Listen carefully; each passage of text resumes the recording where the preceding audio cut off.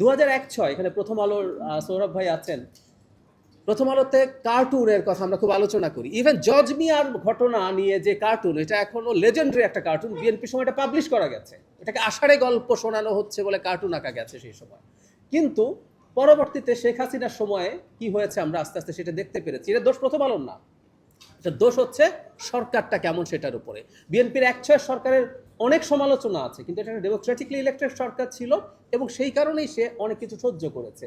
হাঙ্গেরিকে দেখেন, Victor Orban একটার পর একটা যখন নির্বাচিত হচ্ছেন এবং উনি যখন অথরিটারিয়ান হয়ে উঠতে চাইছেন, উনি মিডিয়ার উপরে চাপ তৈরি করেছেন। এগুলো একেবারে অনিবার্য। সেই জন্য একটা দেশে বেসিক ডেমোক্রেটিক সিস্টেম না রেখে মিডিয়া খুব ভালো থাকবে, মিডিয়া কাজ করতে পারবে, আমি একেবারেই মনে করি না। এটা হওয়ার আসলে কোনো কারণ নেই, কোনো দিন হবেও না।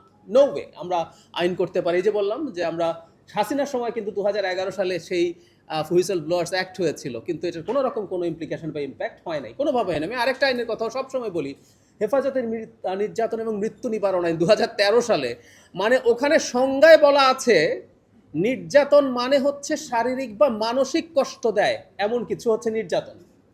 মানে পুলিশের কাস্টাডিতে কাউকে মানসিক নির্যাতনও করা যাবে না এই আইন অনুযায়ী। অথচ আমরা জানি আসলে কি হয়। সেই জন্য বলছি আমাদের প্রচুর আইন, এমনকি হাসিনার সময় হয়েছে, এগুলা কার্যত তেমন কিছু দিতে পারে নাই। হাসিনা এখন চলে গেছে, আমরা আশা করি আমাদের ডেমোক্রেসিও ঠিকঠাক হবে। কিন্তু একটা মেজর প্রবলেম তৈরি হয়েছে বলে আমি মনে করি, সেটা হচ্ছে আমাদের কালচার ইটসেলফ।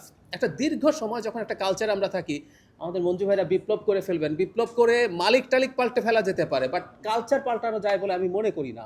মানে ঘোষণা দিয়ে 66 থেকে 76 মৃত্যুর আগ পর্যন্ত মাও জেদং কালচারাল রেভলিউশন করেছেন, তার অন্য উদ্দেশ্য ছিল, কিন্তু পিটিয়ে পাটিয়ে মানুষকে চেষ্টা করেছে তোমার কালচার আমি পাল্টাবো। গেছে কি? আসলে যায় নাই, এটা হয় না। শেখ হাসিনার সময় মিডিয়া যে জায়গায় গেছে, এখানে শফিক ভাই আছেন, শফিক ভাই না, আমি একদিন বিটিভিতে একটা টকশোর জন্য গেছি, প্রেস টিমের একজন ঘটনাচক্রে, শফিক ভাই না, উনি আরেকজন গেছেন, উনি ভিজিট করতে গেছেন। আমার সামনেই বিটিভির লোকজনকে বলছেন যে এই যে সমস্যা আছে, এই যে এখানে বাজারে সমস্যা আছে, ওখানে আছে, এগুলো নিয়ে আপনারা রিপোর্ট করেন না কেন? মানে বিটিভিকে সাহস দেওয়ার জন্য, অভয় দেওয়ার জন্য বলছেন আপনারা এটা করেন কি? এটা আমার নিজে সাক্ষী। কিন্তু বিটিভি কি করেছে? এখনো খুব করছে? উত্তর হচ্ছে করছে না। কিছুটা পরিবর্তন আছে, আমরা টকশোতে গিয়ে সরকারের সমালোচনাও করেছি, কিন্তু এখনও সে ওটা করছে না, কারণ আসলে ওর ওই কালচারটাই নেই, ওই কালচারটাই শেষ হয়ে গেছে। যে পুলিশ ধরে ধরে পেটায়, পুলিশের শুরুই হবে একটা গালি দিয়ে। আমরা সত্য পুলিশ সংস্কার করার পরও পুলিশের ওই গালি আসলে থেমে যায় না খুব অল্প সময়। তো আমার কাছে যে ভয়ের জায়গা, সেটা হচ্ছে আমাদের কালচারটা নষ্ট হয়ে গেছে। এবং এই কারণে আমি আবার অনেকের মতো অনেক আশাবাদী নই। এই গণ অভ্যুত্থানের পর একটা জিনিস হয়েছে যে আমরা অনেক বেশি আশা করছি। আমি আশাবাদী নই তা বলছি না, কিন্তু আমি বলছি আমি অনেক বেশি আশা করছি না। যেহেতু একটা গণ অভ্যুত্থান হয়েছে, কেউ কেউ বিপ্লব বলেন, সুতরাং এর পরদিন থেকে আমাদের সাংবাদিকতা মিডিয়া এইরকম হয়ে যাবে। উত্তর হচ্ছে না। যে সাংবাদিকতা চাটুকারিতার ছিল, সে তার কাকে চাটুকারিতা করবে সেটা পাল্টেছে। আমরা চারপাশে তাই দেখছি, সব ক্ষেত্রে হয়তো বলা হচ্ছে না।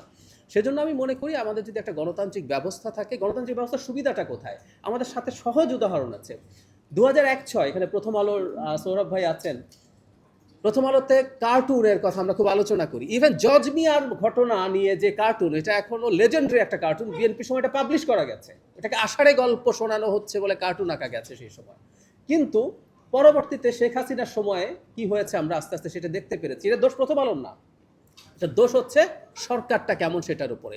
বিএনপির 1/6 সরকারের অনেক সমালোচনা আছে, কিন্তু এটা একটা ডেমোক্রেটিকলি ইলেক্টেড সরকার ছিল এবং সেই কারণেই সে অনেক কিছু সহ্য করেছে। সো আমরা যদি ওই জায়গাটায় যেতে পারি, এই জন্য কেউ কেউ আমাকে বলেন যে আমি বদিউল আলম মজুমদার স্যার থাকলে ভালো হতেন, যে আমি সম্ভবত ফেয়ার ইলেকশনকে অনেক বেশি ওভার এস্টিমেট করি, কেউ কেউ বলেন, কিন্তু আমি আসলে এটা করতেই চাই। ওটা করার কারণে নানান জনের দালাল হয়ে যেতে হয়েছে।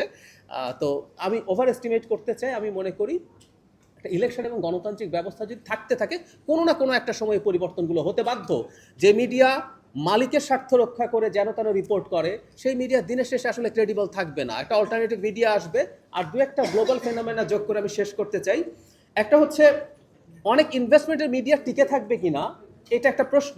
ধরেন মেহেদী হাসানের মতো মানুষকেও জেটটাও খুলতে হয়েছে, উনি এখন অল্টারনেটিভ জায়গায় গেছেন, কারণ একটা পর্যায়ে তিনি দেখলেন আমেরিকার মতো MSNBCর মতো জায়গায়ও সব কথা বলা যায় না, উনি পার্সোনাল জায়গায় চলে গেছেন। এরকম এই ট্রেন্ড বাড়ছে। পিয়ার্স মর্গান ইউটিউবে চ্যানেল খুলেছেন, তাই না? সো এই ঘটনাগুলো ঘটছে, এটা হলো এক।